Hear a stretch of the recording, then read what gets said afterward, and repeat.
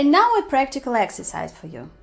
I will be asking you some questions, and I would like you to stop the video for a moment and just to think about your learning styles, about your learning story, to understand and to make a positive picture for yourself before you actually start practicing the language you are learning.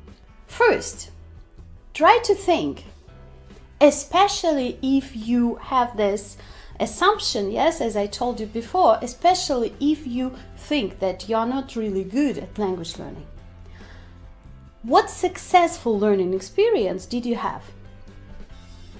Why was it successful? What helped you succeed?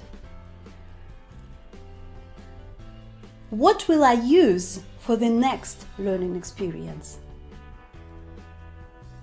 We will try to switch you to a more positive side, because it's impossible you were always unsuccessful in learning something. I'm sure you can do some things well. Now let's work with that. Let's think why it was successful and why it felt good to learn this, and you now can do it well. The next question. Do you prefer old school learning at the desk when you are sitting in the room concentrating, yes, and learning in the classical style, so to say? Or do you better learn by doing? This again will be very important to understand, because yes, I like to learn old school, and well, this is what I do. But if you prefer to learn by doing, you will be choosing the materials which will be more suitable for you, yes, methods, techniques, and actual exercises. The next question. Do you need a certain study time, or do you prefer dispersed short activities throughout the day? Some people say, I had this learning time in the morning. Every day I spend some time learning.